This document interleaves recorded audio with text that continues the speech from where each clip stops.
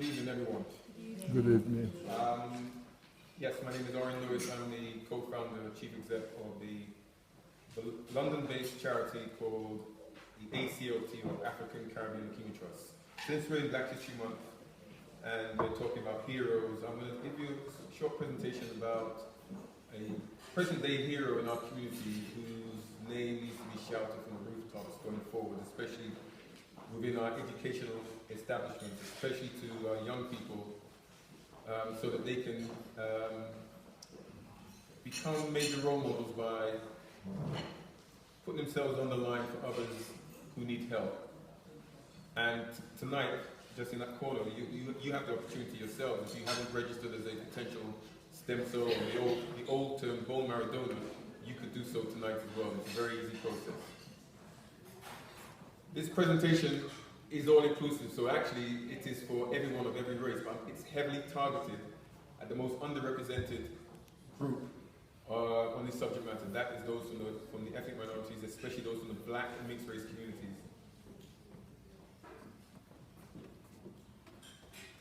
Talking about heroes, I'm talking about my son, Daniel Gale, who's the reason why this charity was started 20 years ago, because he went through major ill health trying to beat blood cancer called leukemia, which struck him when he was 6 years old, and had a major journey trying to beat it. And the chemotherapy wasn't working. He was being treated at Great Ormond Street Hospital, just not too far from here. And to cut a long story short, when he relapsed the very first time in Christmas of '95, Great Ormond Street said he needs a bone marrow donor, or the correct term these days is a stem cell donor. And we said, what's the problem? The registry's been going 23 years in this country, you should have a donor on there. They said, yes, there's thousands, hundreds of thousands of donors in this country, and millions of donors around the world. But the problem is, for Daniel, they're mostly white, Northern European. Daniel needs a black donor or mixed race donor, because donors have to be the same race as the patient. And so, since there was less than 600 black or mixed race people on the register, which has been going 23 years, myself and Beverly decided to take it upon ourselves and start not the Daniel Gale Trust, but the African Caribbean Leukemia Trust, ACLT, African Caribbean Mixed Race. That was our core audience. That was 20 years ago. Now our audience is everybody of any race, anywhere, anytime. Daniel, by the time Daniel finished his second treatment of two years of chemotherapy at Great Ormond Street, the same thing happened a second time. By the time he started secondary school, 9 months of treatment, the cancer came back. And by this time the charity had been alive for about 2 years, and we really just went for broke because we had to find that needle in the haystack. And this is what we've been doing for the last 20 years. We've been talking to people like yourselves and trying to get people to register through us onto the national registers. The oldest stem cell register in the world, Anti-Nolan, we target young people. We also target people slightly older than 30 but under 55, which is the majority of people in this room. So anyone tonight, if they want to register, just over there, they can if I can find my prop, yep. They can take a cheek swab and join the register. A couple of you have already done so. Please take advantage of the facility. You'll never get a better chance to be a potential lifesaver. We also register blood donors for the future and organ donors for the future. What we've done over 20 years is take the numbers from less than 600 to well over 70,000, and most importantly found closing in now on about 80 life-saving donors, mainly from the black community, but we found white donors, Asian donors, Oriental donors. A life is a life at the end of the day. As Afro-Caribbeans, we're proud of our sense of community. Oh yeah, we're very big on that. We try to help each other in any way we can, except when it comes to saving each other's lives. Even if all we have to do is put our names on a bone marrow register. Not quite so big on that, are we? There are 24 times more white people than black on the UK bone marrow register. If you're black or mixed race, join the register today. Visit aclt.org and see how you can be the one to save a life. ACLT unites to fight leukemia. He symbolizes the problem within our community. When we need something to help ourselves, we want people queuing around the blocks. And especially when someone needs an organ donor, blood donation if they're a sickle cell patient, or a stem cell transplant, race is important in terms of the donor being from the same racial background as the person. So if he was a patient, he would say, please Q, Q. But if you switch it around and say, you Q, all these excuses suddenly come up, and it's a speak to the hand syndrome. That's a big problem in our communities, because we're not stepping forward when we get the chance, like tonight. Because finding donors is like trying to win tonight's lottery. You've got to be in it to win it. And unless you're too young, or too old, or there's ill health, there's no logical reason why someone shouldn't do what myself and Beverly and others have done, put ourselves on standby, just in case someone needs us. 21st of March 96, I've been on the register. I don't match, because the chances of being a donor are astronomical. But I'm there, which means that every black person since that date in March 1996, any black or mixed race person around the world who needs a donor, I've been tested against. I just don't have to do anything more. And this is where I need your help, to counter the myths and the facts. Because for 20 years we've been hearing the rubbish written in white. We still hear people say, no, you're going to do something sinister with my bone marrow if you get it. You're going to do some major drilling into parts of my body. And if you get my bone marrow, you're going to experiment or clone me or pass it to the police for stop and search purposes. And, you hear from a lot of black people say, no, we have sickle cell traits, so we can't give blood, we can't join the bone marrow register. You can. That's one of the big myths out there. I haven't got time, people say. When we say, please make the time. You will never get a better chance. It's here on your doorstep. Take advantage of it. And you come to register. And so on and so on. People say, oh, pray. We say, please pray. But use your prayers alongside technology to save lives. Because the facts are these. Unless you're white Northern European, it's an uphill battle. I'm not saying every white person finds a donor. Many don't. But I'd rather have 60 to 90% chance of finding a match if I needed one than 20% simply because I'm black and because there's not enough black people on the register. And it goes on for blood donation. Luckily, blood donations can cross the racial lines on the first time. If a sickle cell patient needs blood, they can get it from anyone with the same blood group. But once you go past that first point, the best match for blood donation is when someone's from the same race.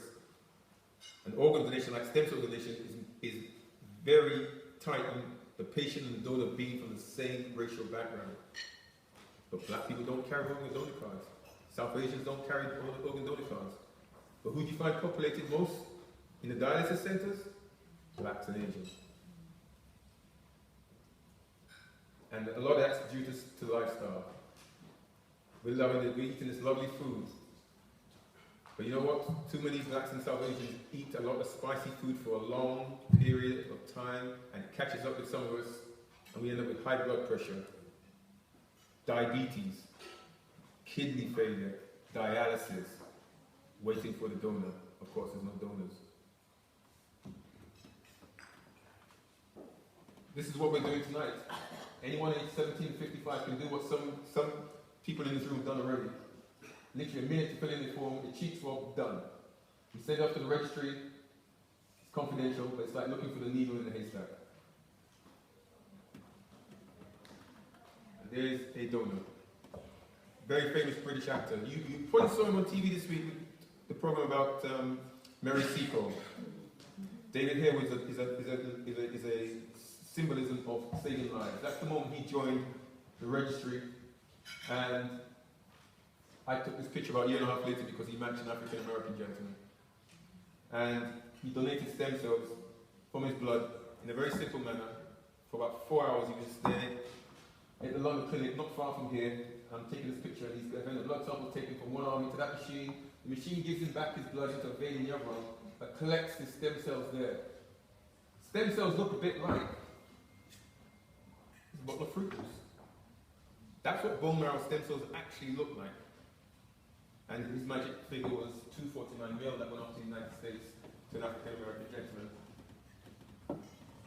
And allows the patient to get their life off and the whole to full on green go. And it's just an intravenous drip into the patient. Someone like us has saved their life and brought that person back to health that we take for granted up here. But it could be 2 to 5 years before they get the all clear. So this is what we're doing. We're here to, and we're very grateful for having this opportunity because you are the vanguard, you're the messengers, the gatekeepers.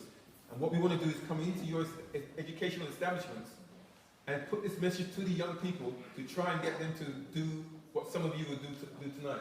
And that's to register and become lifesavers, or to give blood, or to carry along a donor card. And by the way, all the major religions actually say it is okay to give and to receive. The only one that has any issues are those from the Jehovah's Witness faith when it comes to blood donation. I'm just conscious of time. I just really want to highlight that we don't want any more additions to this roll call. They would say to me to say to you, the educators, the gatekeepers, to our young people, use the knowledge that you're gaining now, or you know about it, to tell others so that no additions are done to this roll call. We're looking for the kindness of strangers, and that's what my son Daniel needed throughout his journey. I'm just going to let a couple of minutes of this short video play that you can see how his journey mapped out. They knew it would be an emotional roller coaster, a meeting they've been dreaming of for 5 long years. They travelled 4,000 miles and into a different time zone for their first face-to-face encounter with Doreen Carney. The tense atmosphere as they waited was excruciating. So it now really is just the case of waiting. The family in the room just behind me. Their emotions have been geared to this moment when Daniel meets the woman who gave him the gift of life for so long. And that meeting really is now just literally moments away. My mind blanks, just anxiety now, just trying to pass time, wait for what's going to happen to happen. I'm so excited. And Painsy, I didn't think I would be like that, but the closer it gets, the more excited I am.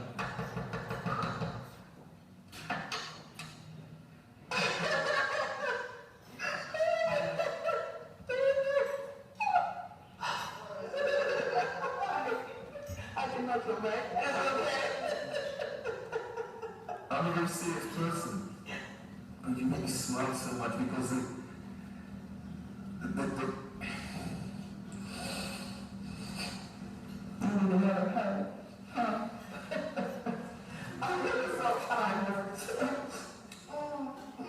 I feel like we've known each other for ages already, like we've known each other before, talked a lot, but now the visual is just it's completely out of this world. You just see the door and she walks through the door, and your emotions just go through the roof. And the excitement was far from over because Doreen had brought along some of her own. Here's my young man. There was also a present for Daniel and his sister Dominique, and of course they had something special for This is the moment Daniel received Doreen's bone marrow.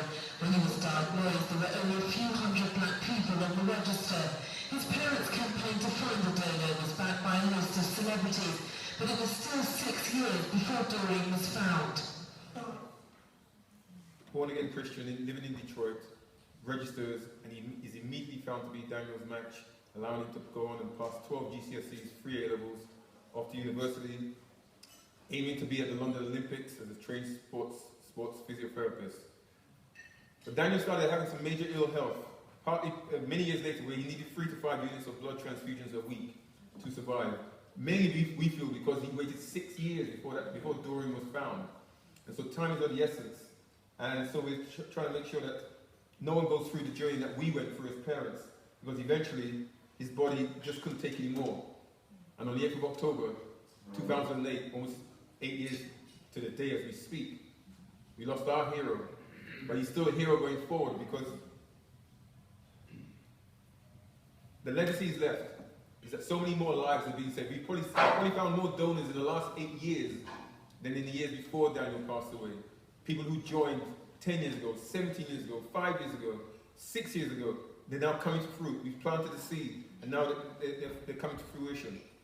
And this is what we do. And we do it in Daniel's name, a hero. Because these are individuals right now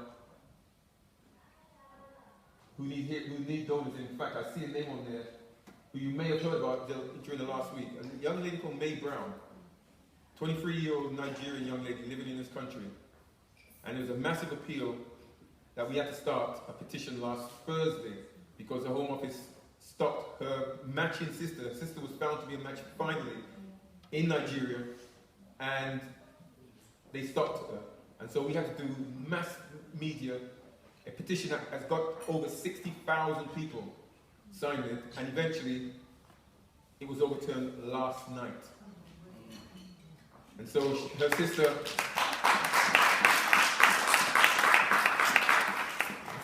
coming over. I'm going to leave on this note that we are looking for heroes, and I'm just going to go to this. I'm going to go past that and go to, since we're talking about education, I cannot sum it better than Mr. Nelson Mandela. In terms of education is the most powerful weapon which you can use to change the world. You have the power in your hands. Please do so with the knowledge that you're gaining. Anyone aged 17, 55, you're right over there, myself and Beverly, right over there in that corner. Please come and see us as soon as you can. Take a cheek swab and change a life, to save a life, to give the gift of life. Thank you.